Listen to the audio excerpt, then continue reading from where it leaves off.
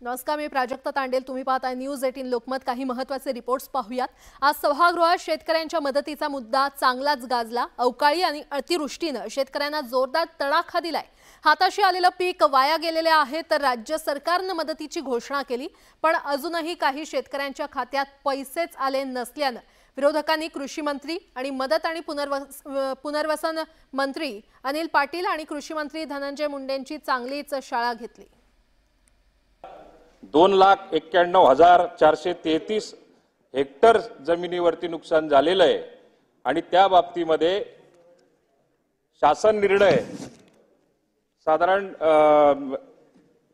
5 February 2024च्या मंत्रिमंडळाच्या बैठकीनुसार एनडीव्हीआयच्या निकषानुसार या सर्व शेतकऱ्यांना आपण मदत करावी लागणार आहे आणि ती केली जाणार आहे. काय हे सभागृहाला जरा समजावून सांगावं मंत्री महोदयांनी. एनडीव्हीआयचा निकष जो असेल तो कृषी विभागात सामान्य फरक वनस्पती निर्देशांक, पण त्याच्याविषयी जी कल्पना आहे ती कृषी विभागाच्या माध्यमातून दिली जाईल.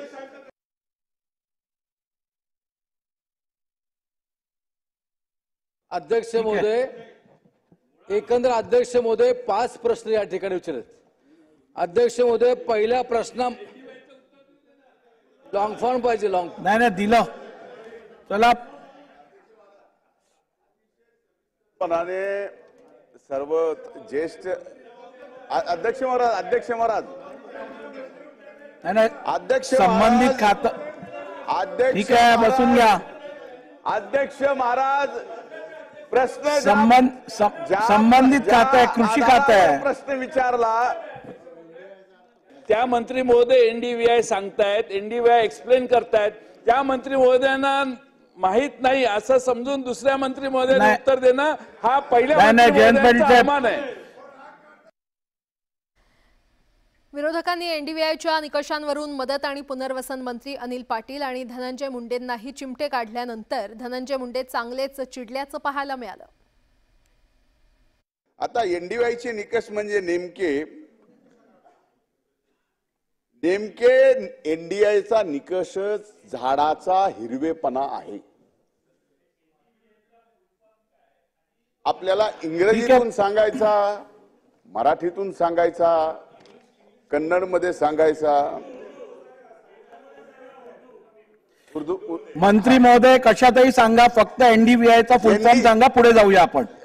अध्यक्ष महाराज, एनडीव्हीआयची आज आपल्याकडे आलेली जी निकष आहेत, एक मिनिट, तुम्हाला फुल फॉर्म तुम्हाला समजेल असा सांगतो, पद्धतशीर सांगतो, इंग्लिश मध्ये सांगतो, तुमच्या विदर्भी भाषेत सुद्धा सांगतो. नाही नको ना.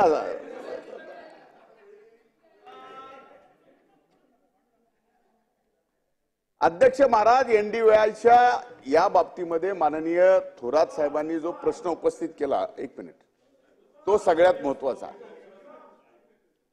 तो प्रश्न असा आहे की 5-6 महिने का लागले.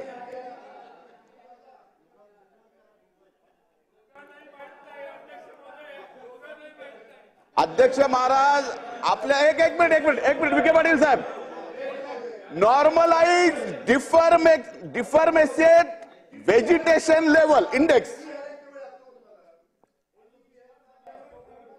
ठीक आहे साहेब, आपल्याला माहितीसाठी सांग. ठीक आहे. आता मला वाटतं तुम्हाला शेतकऱ्याच्या मदतीचं पडलंय का एनडीव्हीआयचं पडलंय?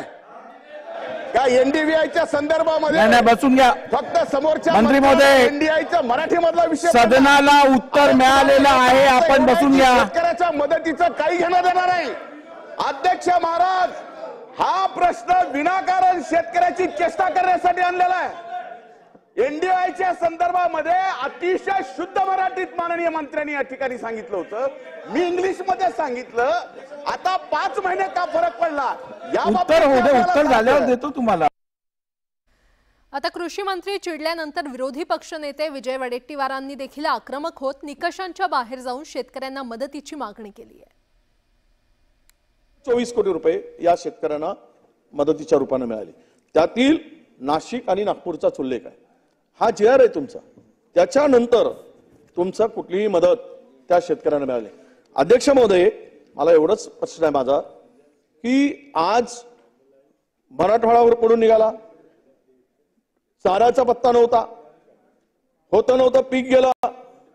सोयाबीनला 2013चे दर होते ते यावेळेस मिळाले. 10 वर्षांनी सोयाबीनला 2013 मध्ये जो दर होता तो आता मिळाला 10 वर्षांनी. खतांचे दर वाढले, बियाणाचे दर वाढले, जीएसटी लावला, शेतकरी उद्ध्वस्त झाला. या सगळ्या संकटामध्ये शेतकरी पिसतोय. अध्यक्ष महोदय, माझा प्रश्न एवढा आहे की यामध्ये निकष सांगू नका, निकषाच्या पलीकडे जाऊन हो तुम्ही लावलात, तुम्हाला पाहिजे काय उत्तर? तुम्ही लावला जीएसटी, तुम्ही सावरकर जीएसटी तुम्ही लावला शेतकऱ्यावर, दुधावर जीएसटी तुम्ही लावलात, खतावर जीएसटी तुम्ही लावलात. या सगळ्या शेतकऱ्या अजिबात नव्हता, बोला अजिबात नव्हता. आणि म्हणून विरोधी पक्ष नेते प्रश्न त्यांना थांबवा. विरोधी पक्ष बोलत असताना मग मी पण मंत्री बोलत असताना उभं राहून हे करेल. तुम्ही जरा समजवा त्यांना, ही काय पद्धत नाही. केव्हाची होते त्यांना विचारा प्रश्न, कधी लावला. 16 मिनिटं झाली आहेत.